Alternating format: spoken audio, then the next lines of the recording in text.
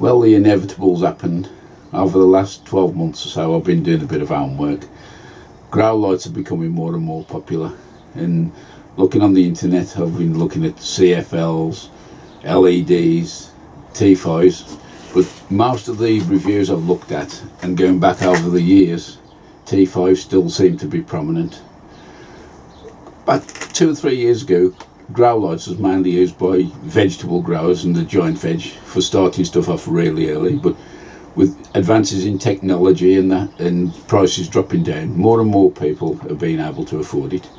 So trawling the net, you've probably seen from my previous 2 or 3 videos how impressed I've been with the VItopod, and they do a specialised kit just for their VItopod, and it still allows the modular system to work by adding the layers. So I've decided to plump for their version of their T5 Growlights. To say at this moment in time, this is not a paid promotion at all for Greenhouse Sensations. These lights on their own cost £105, but if you look on there and join their membership, the website, sign up, they do put offers on with free delivery and that now and again. And not sure, but it may also be cheaper if you bought the VItopod and the lights combined anyway. So without further ado, I'm going to start opening the box, if I can find my knife.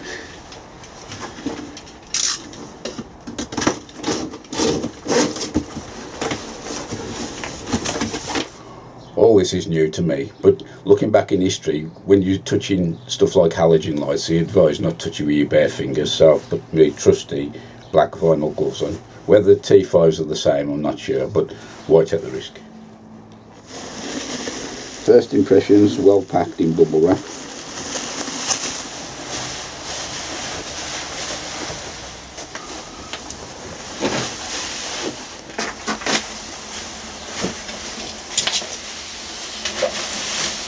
So this is one of 2 boxes. It's called a T5 HO combo. The light's actually branded as a Sunblaster, T5 Sunblaster. Just have a quick look on the box here. It's got full spectrum, 39 watts and 6,400 Kelvin. That's the colour temperature of the light. Brightness 3,627 lumens, 39 watts consumption, and the estimated lamp life is 2.3 years. Based on 12 hours a day. That's 10,000 hours anyway. So there's a few other things on the box here which gives you all the info about it and advice. So let's start opening it.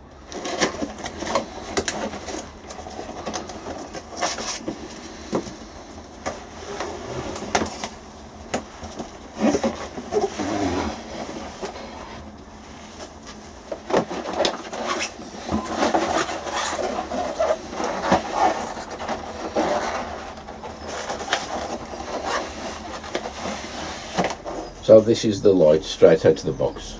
I noticed straight away there's a note down the bottom. There is a protective cover on the reflective case in here, so that needs to be removed, so we'll have to take the light out. And there is the lighting connection there, so I'm assuming that these can be daisy chained with a cord from here into another light and looped.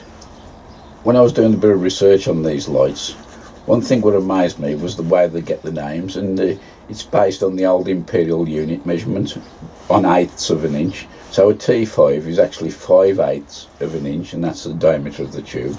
So you'll get like a T8 will be 1 inch diameter, stuff like that. This is the power cable. We've got a daisy chain cable here to link the lights, and there's also the clips. The power cable is the same fitting, the UK plug and on-off switch.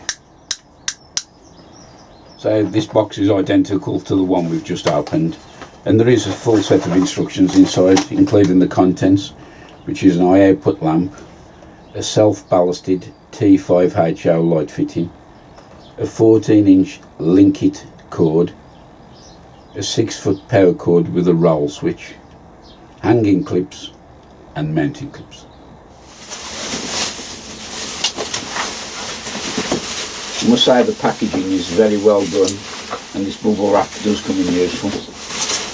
This final part here will be the actual mounting plates which fixes the light unit to the VItopod.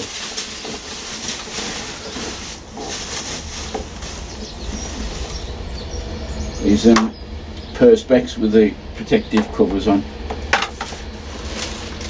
There's the 4 suckers and also the full set of lighting instructions.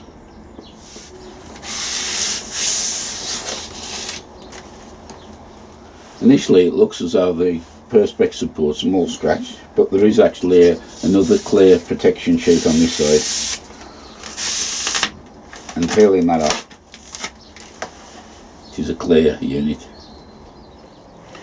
We still need to remove this protective film off the reflector, and to do that you got to remove the bulb. If you look closely there is a little slot, and by rotating the bulb gently through 90 degrees the pins will actually lift out.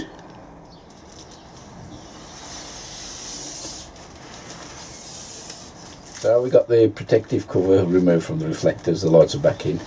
Going to go into the greenhouse in the garden now and fit these to the VItopod. I'm coming now to look at the support brackets here. With these you get 4 of these suckers with brass thumb nuts on. So what we need to do is remove the brass thumb nut, put the sucker through the bracket and then replace the thumb nut. What this does, it will allow the bracket to have an adjustment above the VItopod when it's in use.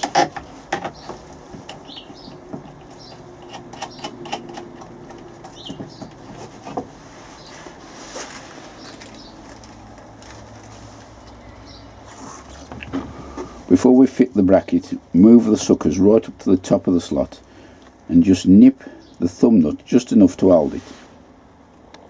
I'm about to fit the light support unit now. I've just put some moisture behind on these suckers here, like you would normal sat nav in a car or something like that, and centralise the brackets evenly about the vent. What I've actually done, I've put a little mark on the lid so I can see, because I'm really restricted for room here. So suckers are on. Just rest the ledge of the support bracket on top of the ledge of the lid, and then just tilt the unit forward gently, and once you make contact then press the brass button inwards and it'll compress the sucker and expel all the air. Right, so both the support brackets are in position now. I'll just show you the adjustment. What you need to do is loosen the little brass thumb nuts, and then you can raise the unit up through its slots, and once you get the desired position just nip up the thumb nuts again, and that's actually raised the brackets. When we was looking at the lights previously, I forgot to mention about the daisy chaining, and that's where you connect one light to another without having to have 2 power leads. There is a protective cover on it on the end. If you look at that there, like a hidden Mickey Mouse, just pull the ears back and there's the connection. That's the lights in position showing the daisy chain, and so the cable just goes from one light, plugs into the other. So there's the bracket, and it's got a cut out shape. When you rest the light in, the reflector just gently seats on there and it supports itself nicely. Final thing before the big switch on is to connect the power lead into the end of the unit.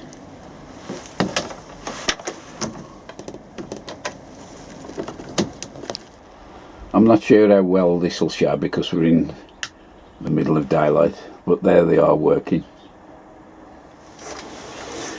It might be worth mentioning, it could be a worthwhile investment in a little electronic timer to switch these on and off. Probably I'll be starting these at around 12 to 15 hours a day on and off, but vary it with how the plants are growing. So there we are, all up and running.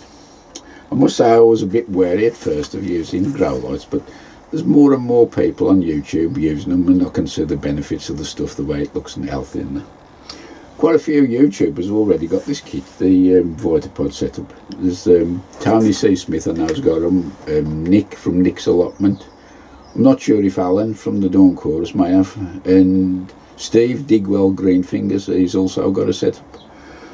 So that's as far as I can go on this one, but no doubt you'll be seeing it on each upload I'll do, how the plants are flourishing. So that's about it for me. All the best. Bye for now.